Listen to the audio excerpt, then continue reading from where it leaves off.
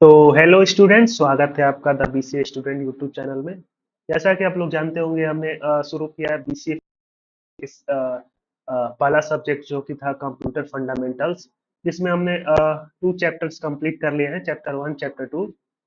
और आज की इस वीडियो में हम लोग उसी वीडियो सीरीज को कंटिन्यू करेंगे और देखेंगे चैप्टर थ्री, जो कि है operating system and services in operating system के बारे में। तो चलिए शुरू करते हैं इस चैप्टर को बिना किसी टाइम पास के। तो जैसा कि आप लोग समझ ही गए होंगे, इस चैप्टर का नाम ही ऑपरेटिंग सिस्टम है। तो ऑपरेटिंग सिस्टम की सबसे पहले इसकी डिफिनेशन देख लेते हैं क्या होती है। An operating system is the most important system software. इसे हाईलाइट करते चलते हैं जो इंपॉर्टेंट पॉइंट्स है। An operating system is the most important system software that act as an interface between user and the computer hardware। तो software और hardware में difference क्या होता है, ये बहुत ही कॉमन और बहुत ही इम्पोर्टेंट क्वेश्चन हो जाता है किसी भी बीसीए के स्टूडेंट के लिए। तो इसका डिफरेंस समझना बहुत ही जरूरी हो जाता है। तो आगे बढ़ने से पहले हम लोग इसका डिफरेंस समझ लेते हैं कि सॉफ्टवेयर और हार्डवेयर होता क्या है। तो जैसा कि आप नाम से ही समझ सकते होंगे, हार्डवेयर में हार्ड वर्ड आ रहा है। हार्ड यानी कि जिसे आप टच कर सकते हैं उसे हार्डवेयर कहते हैं। जैसे कंप्यूटर सिस्टम बहुत सारे कंपोनेंट्स मिलके बनता है। मॉनिटर, सीपीयू, माउस, कीबोर्ड, ये सारी चीजें जो होती हैं उन्हीं को हम लोग हार्डवेयर बोलते हैं, जिसे हम आप टच कर सकते हैं। वैसे ही सॉफ्टवेयर जो वर्ड है इसमें देखिए, एक वर्ड है सॉफ्ट, यानी कि ये वो चीजें होती है जिसे आप टच नहीं कर सकते, यानी कि ये इनटेंजिबल होती हैं, can not be physically touched. जैसे कि आप अपने मोबाइल फोन या लैपटॉप में जब इस वीडियो को देख रहे हैं, तो ये जो स्क्रीन आपको दिख रही है, आप स्क्रीन को टच कर सकते हैं, लेकिन ये सारी चीजें जो वीडियो चल रहा है आप उसे टच नहीं कर सकते, क्योंकि वो एक सॉफ्टवेयर कहलाएगा। और तो यही डिफरेंस होता है, सिंपल डिफरेंस है सॉफ्टवेयर और हार्डवेयर में। तो डेफिनेशन की बात करें तो सॉफ्टवेयर का डेफिनेशन, सिंपल डेफिनेशन क्या हो सकती है। Software is an set of programs that can be used to perform specific task on the computer. यानी कि सॉफ्टवेयर एक सेट ऑफ प्रोग्राम्स है जो कि यूज होता है किसी स्पेसिफिक टास्क को परफॉर्म करने के लिए किसी भी कंप्यूटर में। तो अब बात आती है प्रोग्राम किसे कहते हैं। क्योंकि सॉफ्टवेयर तो एक सेट ऑफ प्रोग्राम है, यानी कई सारे प्रोग्राम्स मिलके एक सॉफ्टवेयर बनाते हैं। तो अब समझने वाली बात है कि प्रोग्राम क्या होता है। प्रोग्राम, क्योंकि सेट ऑफ प्रोग्राम्स ही सॉफ्टवेयर है, तो प्रोग्राम समझना भी जरूरी हो जाता है कि प्रोग्राम क्या होता है। तो जैसा कि आपने पहले चैप्टर में हमने पढ़ा ही था कि कंप्यूटर यूजर से एक इनपुट लेता है, पहले इनपुट लेता है, फिर उसे प्रोसेस करता है, प्रोसेस करने के बाद एक आउटपुट जनरेट करता है। यानी कि कंप्यूटर का काम होता है इनपुट लेना, प्रोसेस करना उसे, फिर एक आउटपुट जनरेट करना। तो जो कंप्यूटर जो इनपुट लेता है वो उसे हम लोग इंस्ट्रक्शन कहते हैं। यानी कि कंप्यूटर एक इंस्ट्रक्शन यूजर से लेता है और उसे परफॉर्म करता है। यानी कि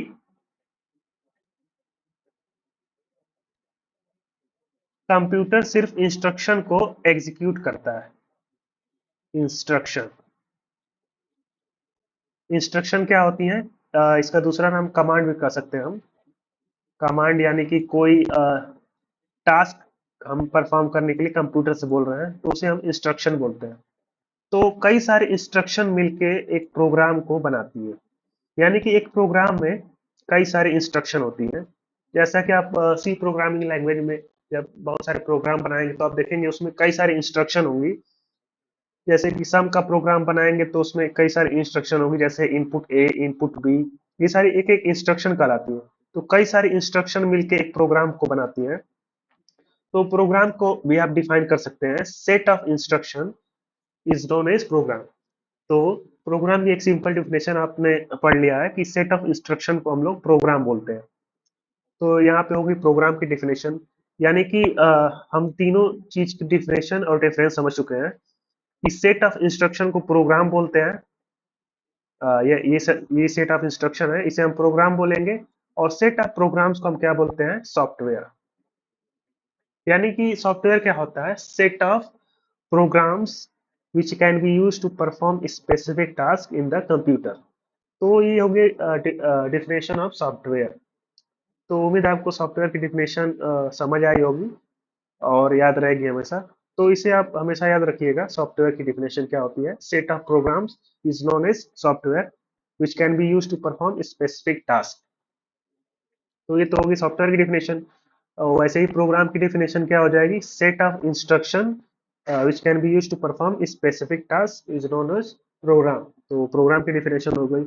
तो इंस्ट्रक्शन क्या होता है, instruction are the commands which can be use to perform specific task. सारी चीजें एक स्पेसिफिक टास्क परफॉर्म करने के लिए होती है। तो हमने सॉफ्टवेयर की डिफिनेशन देख ली है।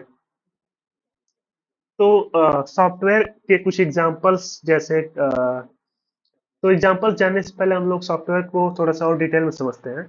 सॉफ्टवेयर को जनरली दो टाइप्स में डिवाइड किया गया है। थोड़ा सा यहाँ पे हम जूम कर लेते हैं।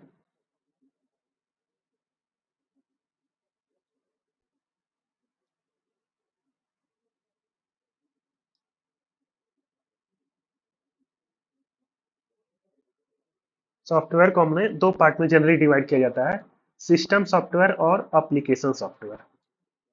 पहला सिस्टम सॉफ्टवेयर है और दूसरा एप्लीकेशन सॉफ्टवेयर। तो सॉफ्टवेयर की डिफिनेशन तो हमने समझ ली है, सेट ऑफ प्रोग्राम्स जो होता है उसी को सॉफ्टवेयर कहते हैं हम। तो अब ये सिस्टम सॉफ्टवेयर और एप्लीकेशन सॉफ्टवेयर क्या होता है ये समझना जरूरी है।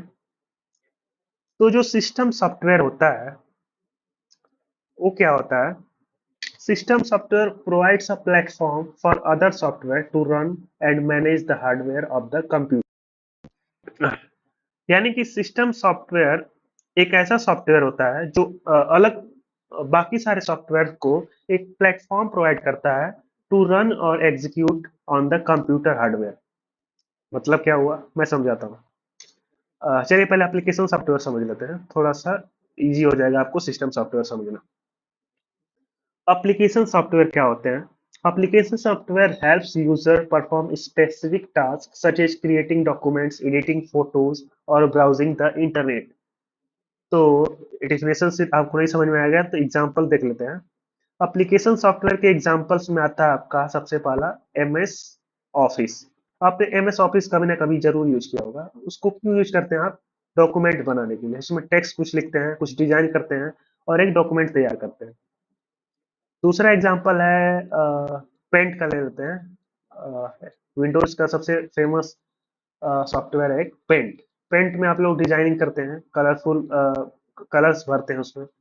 एक और डिफिनेशन एक एग्जांपल ले लेते हैं, ब्राउजर, कोई ब्राउजर, क्रोम ब्राउजर ले लेते हैं। तो ये सारे एप्लीकेशन सॉफ्टवेयर हैं, यानी कि एप्लीकेशन सॉफ्टवेयर हेल्प्स यूजर, यानी कि हमें वो हेल्प करते हैं to perform specific task such as creating documents like using MS Office। तो MS Office का यूज करके हम लोग डॉक्यूमेंट क्रिएट करते हैं। पेंट का यूज करके हम लोग कुछ डिजाइन बनाते हैं, सिंपल डिजाइन्स, और उसमें कलर वलर भरते हैं। और ये तीसरा था क्या था, ब्राउजर था, क्रोम ब्राउजर, जिससे हम लोग इंटरनेट का इस्तेमाल करते हैं, क्रोम ब्राउजर का यूज करके ब्राउजिंग करते हैं। तो ये सारी चीजें एप्लीकेशन सॉफ्टवेयर है। तो एप्लीकेशन सॉफ्टवेयर ऐसे ही नहीं चलती है, इनको चलाने के लिए सिस्टम सॉफ्टवेयर की जरूरत पड़ती है। तो वही डिफिनेशन हमने देखी थी सिस्टम सॉफ्टवेयर की क्या होती है। It provide platform for other software यानी कि ये सारे software application software to run on the computer hardware. तो यदि सिस्टम सॉफ्टवेयर आपके कंप्यूटर में नहीं है या सिस्टम में नहीं है तो ये सारे सॉफ्टवेयर नहीं चलेंगे। इसका क्या मतलब है, तो जैसा कि हमने यहाँ पे देखा था, थोड़ा सा इसे छोटा कर देते हैं।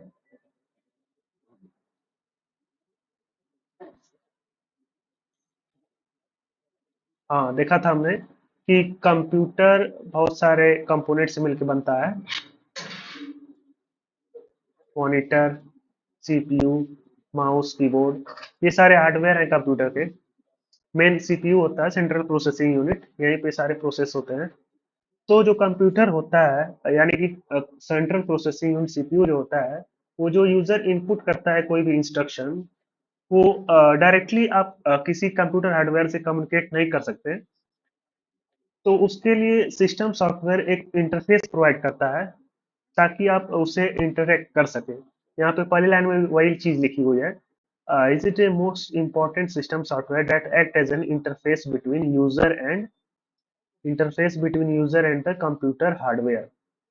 यानी कि सिस्टम सॉफ्टवेयर एक ऐसा सॉफ्टवेयर है जो कि एक इंटरफेस प्रोवाइड करता है कंप्यूटर हार्डवेयर और यूजर के बीच। यूजर यानी कि यूजर आप डायरेक्टली इसे यूज करते हैं, ये सारे software MS Office Paint Chrome browser etcetera बहुत सारे हो सकते हैं, तो ये सारे यूज करते हैं। तो सिस्टम सॉफ्टवेयर उसका इंटरफेस प्रोवाइड करता है। तो सिस्टम सॉफ्टवेयर के एग्जांपल्स आपके आता है, ऑपरेटिंग सिस्टम पहला आता है। जैसे कि ऑपरेटिंग सिस्टम में आपने विंडोज देखा होगा, मैक ओएस देखा होगा और लिनक्स, ये सारी इंपॉर्टेंट ऑपरेटिंग सिस्टम के एग्जांपल्स हैं। तो सिस्टम सॉफ्टवेयर के बहुत सारे पार्ट्स होते हैं, उन्हें जानना अभी डिटेल में कोई ज़रूरी नहीं है, क्योंकि आप ऑपरेटिंग सिस्टम को सेमेस्टर 4 में एक अलग ही सब्जेक्ट है ऑपरेटिंग सिस्टम का, उसमें डिटेल में समझेंगे। तो अभी के लिए बस इतना ही समझते हैं। सिस्टम सॉफ्टवेयर का मतलब ऑपरेटिंग सिस्टम समझते हैं। तो यहाँ पे देखिए पहले डेफिनेशन क्या लिखी हुई है। An operating system is the most important system software, यानी कि ये that act as an interface between user and computer hardware। एक छोटा सा डायग्राम बना देते हैं ताकि थोड़ा सा इजी हो जाए समझना आपको। ये आपका कंप्यूटर हो गया, कंप्यूटर हार्डवेयर कह लीजिए या कंप्यूटर कह लीजिए, और ये हो गया आपका ऑपरेटिंग सिस्टम, और ये हो गया यूजर। यूजर के बीच में ऑपरेटिंग सिस्टम है, कंप्यूटर हार्डवेयर और यूजर के बीच में ऑपरेटिंग सिस्टम आ रहा है जो कि इंटरफेस प्रोवाइड कर रहा है। आगे क्या लिखा देखते हैं। It manage the hardware resources of computer and provide essential services for executing various application. तो किसी भी क्या कहते हैं, it manage the hardware resources of computer and provide essential services for executing various application. तो ये सारे एप्लीकेशन सॉफ्टवेयर जो थे, इनको रन करने के लिए बहुत सारे हार्डवेयर रिसोर्सेज की जरूरत पड़ती है, रिसोर्सेज की जरूरत पड़ती है। रिसोर्सेज जैसे सीपीयू हो गया आपका, रैम हो गया, इनपुट आउटपुट डिवाइसेस हो गए, ये सारे हार्डवेयर रिसोर्सेस कहलाते हैं। तो किसी भी एप्लीकेशन सॉफ्टवेयर को रन करने के लिए कंप्यूटर में इन सारी रिसोर्सेस की जरूरत पड़ती है। तो वो सारा काम करता है आपका ऑपरेटिंग सिस्टम, यानी कि सिस्टम सॉफ्टवेयर। तो वही चीज लिखी है, it manage the hardware resources of computer and provide essential services for executing the various application. इसके बाद देखिए क्या लिखा है। The operating system helps manage files, directory, input output operation, memory and other system resources. तो operating system help करता है file को मैनेज करने के लिए, डायरेक्टरीज जिसे फोल्डर भी बोलते हैं, और इनपुट आउटपुट ऑपरेशन भी यही मैनेज करता है ऑपरेटिंग सिस्टम।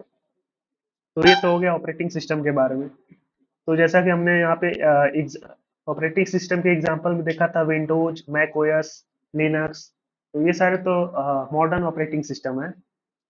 तो एक और ऑपरेटिंग सिस्टम जो बहुत पहले यूज होता था, उसका नाम है एम एस डॉस। ये एक एग्जांपल है ऑपरेटिंग सिस्टम का, उसी को हम लोग इस चैप्टर में डिटेल में समझेंगे। यहाँ पे देखिए डॉस लिखा हुआ है। एमएस का मतलब माइक्रोसॉफ्ट, यानी कि माइक्रोसॉफ्ट ने इसे डेवलप किया था। तो चलिए इसे डेवलप थोड़ा डिटेल में समझते हैं, ये सारी चीजें इरेज कर लेते हैं।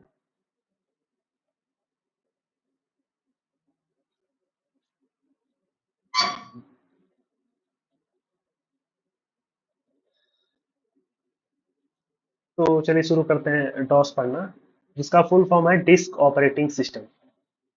तो एम एस डॉस का फुल फॉर्म है माइक्रोसॉफ्ट डिस्क ऑपरेटिंग सिस्टम। ये एक ऑपरेटिंग सिस्टम है जो 1980s और 1990s के दौरान काफी पॉपुलर था।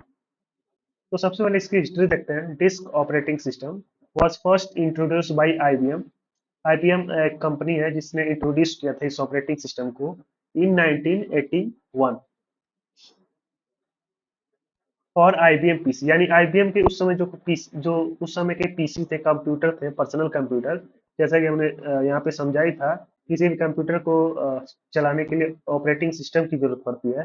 तो उस समय के जो आईबीएम के कंप्यूटर या पीसी हुआ करते थे, उनको चलाने के लिए यूज होता था M S DOS operating system, and it was developed by Microsoft. जो कि इस ऑपरेटिंग सिस्टम को डेवलप करने वाली कंपनी का नाम है माइक्रोसॉफ्ट। यानी कि माइक्रोसॉफ्ट ने एम एस डॉस को डेवलप किया था। किसके लिए? आईबीएम के पीसी के लिए। It was initially called MS DOS. तो इससे पहले एमएस डॉस बोला जाता था, माइक्रोसॉफ्ट डिस्क ऑपरेटिंग सिस्टम, जिसे बाद में डॉस के नाम से जाना गया। During the 90s-80s, DOS became the dominant operating system for IBM-compatible PCs until GUI like Windows took over. तो ये command line based operating system है। Command line based operating system मतलब जिसमें यूजर को कमांड लिखकर कंप्यूटर से बात करनी पड़ती थी। एमएस डॉस को माइक्रोसॉफ्ट ने डेवलप किया था, ये तो हमने देखा है, और ये आईबीएम कंपेटिबल पीसी के लिए डिफॉल्ट ऑपरेटिंग सिस्टम के लिए रूप में आया करता था। So during 90s-80s, DOS became dominant operating system for IBM compatible PC. तो इस ऑपरेटिंग सिस्टम में हम लोग के पास ये ग्राफिकल यूजर इंटरफेस जो कि जीयूआई लाइक विंडोज है, जिसमें हम लोग आइकॉन्स का यूज करते हैं और क्लिक करके कुछ भी ओपन कर देते हैं ऑपरेटिंग सिस्टम एप्लीकेशन सॉफ्टवेयर। तो डॉस में ऐसी सुविधा नहीं थी। उसमें कोई भी टास्क परफॉर्म करने के लिए हमें कमांड देना पड़ता था टेक्स्ट के रूप में, एक, तो उसे हम कमांड लाइन यूजर इंटरफेस बोलते थे। तो जब तक जीयूआई डेवलप नहीं हुआ था तब तक ये बहुत पॉपुलर था MS DOS operating system. MS DOS was created for Intel 8086 8088 processor and could manage up to 640 KB of RAM. तो इसे डेवलप किया गया था, ये एक प्रोसेसर का एग्जांपल है। प्रोसेसर जो कि सीपीयू, सेंट्रल प्रोसेसिंग यूनिट जिसे कहते हैं। तो उसका एक एग्जांपल है इंटेल 80, जैसे कि आज के समय में i3 i5 i7 ये सारे पॉपुलर हैं। उस समय ये पहला इंटेल का प्रोसेसर था जिससे इसके लिए इस ऑपरेटिंग सिस्टम को बनाया गया था। और इसके लिए 640 केबी की रैम की जरूरत पड़ती थी। Version of DOS evolved from MS-DOS 1 to MS-DOS 6.22, adding features like disk compression and memory management. तो जैसा कि आपने देखा था ऑपरेटिंग सिस्टम के बहुत सारे फंक्शंस होते हैं। तो एमएस डॉस में उस समय की फीचर्स हैं डिस्क कंप्रेशन और मेमोरी मैनेजमेंट। ये तो हो गई हिस्ट्री ऑफ डॉस। अब देखते हैं फाइल डायरेक्टरीज इन डॉस। तो फाइल क्या होती है? A file in DOS is a collection of data stored on a disk under a specific name. तो फाइल में डेटा का कलेक्शन होता है जो कि स्टोर होता है डिस्क यानी कि सेकेंडरी मेमोरी में, अंडर ए स्पेसिफिक नेम, यानी कि कुछ नाम से उसे सेव किया जाता है। DOS uses 8.3 file name convention, meaning the file name can be up to 8 character long and the file extension indicating file type up to 3 character long. For example, file 001.txt। तो file जैसा कि आप जानते होंगे, कोई image file का example लेते हैं। तो जब इमेज कोई आप सेव करते हैं तो उसका एक नाम होता है और एक एक्सटेंशन लास्ट में होता है, डॉट पीएनजी हो गया, जेपीजी हो गया, जो कि एक्सटेंशन क्या करता है, इंडिकेट करता है फाइल की टाइप को। यानी कि डॉट जेपीजी है तो यानी कि एक इमेज फाइल है, डॉट एमपी4 है यानी कि एक वीडियो फाइल है, डॉट टीएक्सटी है यानी कि टेक्स्ट फाइल है। तो ये जो एक्सटेंशन होते हैं ये लास्ट में फाइल नेम के बाद, ये इंडिकेट करते हैं फाइल की टाइप क्या है, इमेज है कि वीडियो है कि टेक्स्ट फाइल है क्या है। तो जो डॉस में था उसमें सिर्फ थ्री कैरेक्टर भी, थ्री कैरेक्टर यूज होते थे एक्सटेंशन फाइल के लिए एमएस डॉस में, लेकिन आज की जो ऑपरेटिंग सिस्टम है उसमें थ्री से ज्यादा यूज कर सकते हैं। जैसे जेपीईजी भी एक एक्सटेंशन है इमेज का, ये एमएस डॉस में यूज नहीं होता था क्योंकि इसमें चार कैरेक्टर आ जाते थे। तो सिर्फ तीन कैरेक्टर सपोर्ट करता था एमएस डॉस ऑपरेटिंग सिस्टम। और फाइल के नेम जो थे उसमें सिर्फ 8 कैरेक्टर यूज कर सकते थे। यहाँ पे 8 कैरेक्टर लिया और डॉट एक्सटेंशन यानी कि फाइल का एक्सटेंशन डॉट जेपीजी डॉट एमपी4 जो भी फाइल का एक्सटेंशन। लेकिन आज के ऑपरेटिंग सिस्टम में ये सारी लिमिटेशन को बढ़ा दी गई हैं और इसे चाहे आप कितना भी नाम बड़ा लिख सकते हैं और डॉट एक्सटेंशन में कुछ भी दे सकते हैं। लेकिन ये लिमिटेशन थी, आप नाम सिर्फ 8 कैरेक्टर का यूज कर सकते हैं और एक्सटेंशन 3 कैरेक्टर्स का। तो ये था फाइल्स के बारे में। अब देखते हैं डायरेक्टरीज के बारे में, यानी कि फोल्डर। जिसे हम फोल्डर बोलते हैं आज के समय में।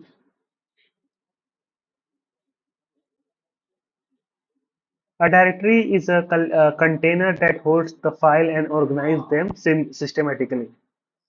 तो फोल्डर एक कंटेनर जैसे होते हैं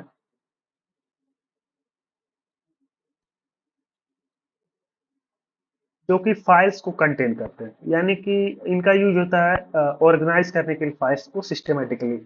जैसे कि आपने अक्सर यूज किया होगा फोल्डर बना के, और उसमें एक टाइप के फाइल्स को एक फोल्डर में रख दिया, अलग तरीके के फाइल्स को अलग फोल्डर में रख दिया, जिससे ऑर्गेनाइज हो जाता है आपका डायरेक्टरी स्ट्रक्चर। जैसे कि सारी इमेज की फाइल्स को आपने इमेज नाम के फोल्डर बना के उसमें स्टोर कर लिया, वीडियोस की फाइल को वीडियोस नाम के फोल्डर बना के उसमें स्टोर कर लिया, टेक्स्ट की फाइल को टेक्स्ट नाम के फोल्डर बना के उसमें स्टोर कर लिया। तो इससे क्या होता है कि आपकी फाइल्स ऑर्गेनाइज हो जाती हैं systematically. Of the name directory is called the root. The main directory is called the root directory, and it is represented by backslash. Subdirectories are directories within directories, forming a hierarchical structure. यानी कि जैसे local disk see generally जिसमें operating system install होता है, उसमें जो directory होगी उसे सब डायरेक्टरी कहेंगे, और रूट डायरेक्टरी एक अलग। और इसके अंदर कोई फोल्डर होगा तो ये ऐसे हायरार्की बनती जाएगी, यानी कि सी डायरेक्टरी के अंदर, डॉक्यूमेंट डायरेक्टरी के अंदर, रिपोर्ट डायरेक्टरी के अंदर ये फाइल स्टोर है। अब देखते हैं इंटरनल और एक्सटर्नल कमांड्स क्या होते हैं। जैसा कि हमने पहले ही देखा है, DOS command line interface provide करता है, यानी कि सिर्फ कमांड पे चलता है, इसमें ग्राफिकल यूजर इंटरफेस नहीं होता है। तो इसमें कुछ कमांड्स दिए हुए हैं। कमांड्स को भी दो टाइप में डिवाइड किया गया है, इंटरनल कमांड्स और एक्सटर्नल कमांड्स। तो चलिए सबसे पहले देख लेते हैं इंटरनल कमांड्स क्या होते हैं। Internal commands are built into the command.com files and are loaded into memory during system boot up। तो इंटरनल कमांड्स जो होते हैं वो कमांड डॉट कॉम पे बिल्ट होते हैं। कमांड डॉट कॉम एक फाइल है, and are loaded into memory during system boot. यानी कि सिस्टम जब बूट होता है, सिस्टम बूट का मतलब होता है ऑपरेटिंग सिस्टम जो कि सेकेंडरी मेमोरी में स्टोर होता है, उसका लोड होना किसमें, रैम में। यानी कि प्राइमरी मेमोरी में जब ऑपरेटिंग सिस्टम आपका लोड होता है, उसी को सिस्टम बूटअप करते हैं। तो यहाँ पे कुछ कमांड्स के एग्जांपल दिए हुए हैं, जैसे कि डी आई आर। तो डी आई आर कमांड का यूज होता है किसके लिए, display files and directory in the current directory. C L S का यूज स्क्रीन। कॉपी का यूज होता है copy files from one location to another. DEL del का यूज होता है डिलीट फाइल्स। एमडी और एमकेडीआईआर दोनों सेम सेम मकसद है, इसके लिए क्रिएट अ न्यू डायरेक्टरी। तो ये सारे कुछ कमांड्स दिए हैं और उनका यूज दिया गया है किस लिए किया जाता है, ये कमांड्स कहलाते हैं। अब देखते हैं एक्सटर्नल कमांड्स क्या है। External commands are store as separate files on the disk and are not loaded into memory by default। तो इन्हें बाद में लोड करना पड़ता है इनका यूज करने के लिए। इनका जो इंटरनल कमांड्स होते हैं इनको आप डायरेक्टली यूज कर सकते हैं, लेकिन external commands not loaded by default, यानी कि ये अपने आप लोड नहीं होते हैं, इनका लोड करना पड़ता है बाद में इनका यूज करने के लिए। तो जैसा कि इसमें कुछ कमांड्स गिवन है, फॉर्मेट, इसके लिए format disk for use, disk copy copies the content of one floppy disk to another। chk dsk check the disk status and report errors। Backup create backup files. तो ये सारे commands हैं जिनको दो भाग में डिवाइड किया गया है, इंटरनल कमांड्स और एक्सटर्नल कमांड्स। अब देखते हैं बैच फाइल क्या होती है ऑपरेटिंग सिस्टम में। A batch file is a simple text file containing a DOS command। तो बैच फाइल एक सिंपल टेक्स्ट फाइल होती है कंटेनिंग डॉस कमांड्स। तो जैसे कि टेक्स्ट फाइल का जो सेव करते हैं तो एक नाम होता है और एक्सटेंशन होता है डॉट टीएक्सटी, टेक्स्ट फाइल जो बनाते हैं सिंपल। लेकिन जो बैच फाइल होती है इसका एक्सटेंशन क्या हो जाता है, डॉट बीएटी। बस इतना ही डिफरेंस होता है एक बैच फाइल और टेक्स्ट फाइल में। और इसके अंदर जो जिस फाइल के अंदर क्या लिखते हैं हम लोग, डॉस कमांड लिखे रहते हैं, जैसे कि dir ये सारे कमांड्स है ना, यही सारे इस फाइल के अंदर लिखे रहते हैं डॉट बैट फाइल में, यानी कि पैच फाइल में। A patch file is a simple text file containing DOS command, यानी कि एक सिंपल टेक्स्ट फाइल है जिसमें डॉस कमांड लिखे रहते हैं। It automates repetitive task. Batch files have the extension .bat and commands are executed sequentially when the file is run. यानी कि ये जो फाइल सेव है, इस फाइल को जब आप रन करेंगे तो इसमें जितने सारे कमांड्स है वो ऑटोमेटिकली रन हो जाएंगे। यानी कि इन सारे कमांड्स को आप बार बार नहीं लिखना पड़ेगा आपको। एक ही बार इस फाइल को डायरेक्टली रन करेंगे या ओपन करेंगे तो ये सारे कमांड्स आपके एग्जीक्यूट हो जाएंगे। जैसे कि कोई इमेज फाइल होती है, MS Windows operating system open करने के लिए आप डबल क्लिक करते हैं तो ओपन हो जाती है। तो ऐसे ही डॉट पैट फाइल को भी ओपन किया जाता है डॉस ऑपरेटिंग सिस्टम में, जिससे ये सारी कमांड्स रन हो जाती हैं। एग्जाम्पल के तौर पर यहाँ पे देखिए एक बैच फाइल बनाई गई है। This batch file clears the screen, list the content of the directory and pause the screen. तो ये एक बैच फाइल है जिसको एक नाम दिया जाएगा और डॉट BAT से सेव कर दिया जाएगा। Advantages of batch file. तो सबसे पहला एडवांटेज है automation. Automate automates repetitive task, यानी कि कोई टास्क आपको बार बार रिपीट करना है तो उसको बार बार कमांड लिखने की जरूरत नहीं है। तो वो सारा कमांड आप एक बैच फाइल में लिख के सेव कर सकते हैं और सिर्फ उस बैच फाइल को रन करा देंगे तो सारे काम ऑटोमेटिकली हो जाएंगे। तो ये सबसे पहला एडवांटेज है इसका, ऑटोमेशन। दूसरा, easy to edit. Simple text file easy to modify. जैसा कि हमने देखा ही होगा, सबसे पहले इसके डिफिनेशन में सिंपल टेक्स्ट फाइल होती हैं तो इसको आप एडिट भी कर सकते हैं। एडिट करने के लिए सिर्फ इसमें और सारे कुछ कमांड ऐड करना होगा तो ऐड कर लेंगे, कुछ डिलीट करना होगा तो उसे करके फिर से सेव कर देंगे। तो इजी टू एडिट हो गया, ये भी एडवांटेज है। तीसरा एडवांटेज है बैच फाइल का, कंबाइनिंग कमांड्स। तो multiple commands can be combine into a single file, जैसा कि इस एग्जांपल में ही देख सकते हैं। इसमें तीन तीन कमांड कंबाइन है एक फाइल में, CLS dir pause। तो कंबाइनिंग कमांड भी एक एडवांटेज हो जाता है बैच फाइल का। तो ये सारे हो गए एडवांटेज। अब कुछ डिसएडवांटेज देख लेते हैं बैच फाइल के। तो सबसे पहला डिसएडवांटेज है limited functionality, limited compare to modern scripting languages. तो कुछ लिमिटेड फंक्शनैलिटी होती है, जैसा कि मॉडर्न स्क्रिप्टिंग लैंग्वेजेस में जो होती हैं उनसे तो कुछ कम ही होता है। तो ये लिमिटेड फंक्शनैलिटी होती है बैच फाइल में, ये एक डिसएडवांटेज है बैच फाइल का। दूसरा है एरर हैंडलिंग।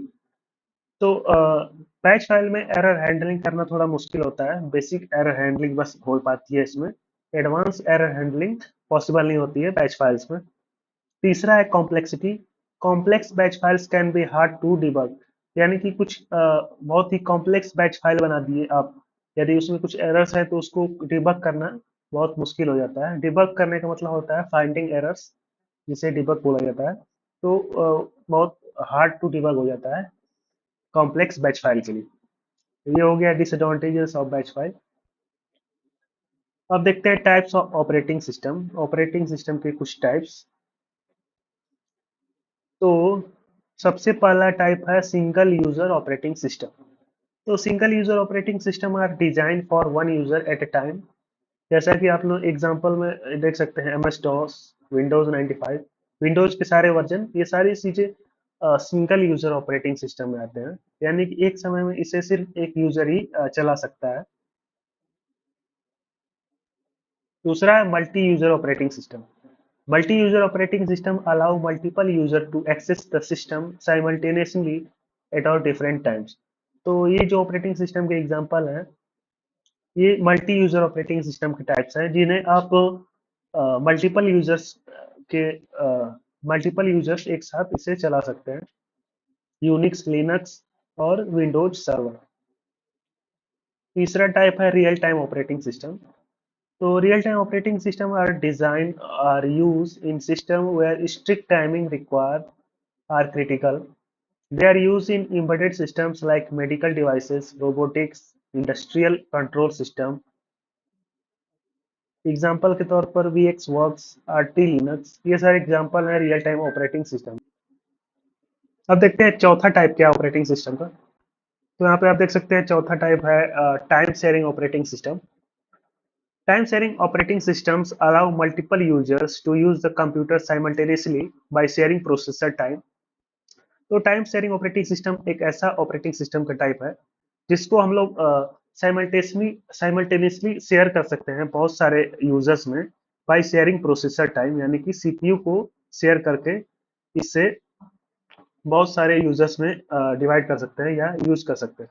तो इसके एग्जांपल्स में यूनिक्स आ जाता है, आईबीएम्स का टीएसओ आ जाता है। ये सारे एग्जांपल हैं टाइम शेयरिंग ऑपरेटिंग सिस्टम के। पांचवा ऑपरेटिंग सिस्टम का टाइप है डिस्ट्रीब्यूटेड ऑपरेटिंग सिस्टम। तो चलिए समझते हैं डिस्ट्रीब्यूटेड ऑपरेटिंग सिस्टम क्या होता है। Distributed operating system manages a group of independent computers and present them as a single system. यानी कि बहुत सारे कंप्यूटर्स को ग्रुप बना के उसे एक इंडिपेंडेंट यानी कि सिंगल सिस्टम के रूप में यूज किया जाता है, जो कि डिस्ट्रीब्यूटेड ऑपरेटिंग सिस्टम कहलाता है, जिसके एग्जांपल्स में लोकस, अमीबा, ये सारे एग्जांपल हैं डिस्ट्रीब्यूटेड ऑपरेटिंग सिस्टम। इसके बाद छठवां टाइप है embedded operating system. Embedded operating systems are designed for embedded devices like smartphones, washing machines, cars, etc. यानी कि ये एम्बेडेड डिवाइसेस में एम्बेडेड होते हैं, जैसे कि एंड्रॉयड, आईओएस। सातवां है network operating system. Network operating system manage network resources such as file sharing and communication between devices. तो ये एग्जांपल्स हैं नेटवर्क ऑपरेटिंग सिस्टम के, नोवेल नेटवर्क, विंडोज सर्वर। तो यहाँ पे आपका चैप्टर कंप्लीट होता है। कंक्लूजन देख लेते हैं क्या है। In this unit we explore operating system with a focus of DOS, यानी कि disk operating system, understanding its history, file directories, internal and external commands, and batch file. Additionally, we review various types of operating system and how they differ based on their uses. DOS play a significant role in early development of personal computing, and understanding its structure and commands provide a strong foundation for living modern operating system.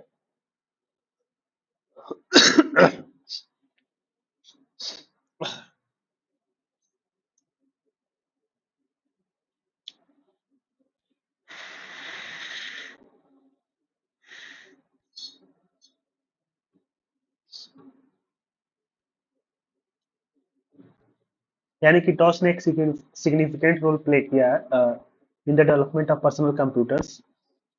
Also understanding the structure and commands provide a strong foundation for learning modern operating system. यानी कि जितनी सारी modern operating system आज बनी है, Windows, Linux, Mac OS, इन सारी foundation DOS ही कहलाता है। डॉस ने एक फाउंडेशन तैयार की थी ये सारे ऑपरेटिंग सिस्टम के लिए। तो यहाँ पे चैप्टर ये कंप्लीट होता है। उम्मीद है आपको सारे कॉन्सेप्ट समझ में आए होंगे। इस वीडियो के लेक्चर नोट्स आप टेलीग्राम चैनल से डाउनलोड कर सकते हैं, जिसका लिंक आपको डिस्क्रिप्शन में मिल जाएगा। तो चलिए मिलते हैं नेक्स्ट वीडियो में, जो कि रहेगा कंप्यूटर फंडामेंटल के चैप्टर 4 पे, जो कि है विंडोज ऑपरेटिंग इन्वायरमेंट के बारे में। तो चलिए मिलते हैं नेक्स्ट वीडियो में, तब तक के लिए ओके बाय।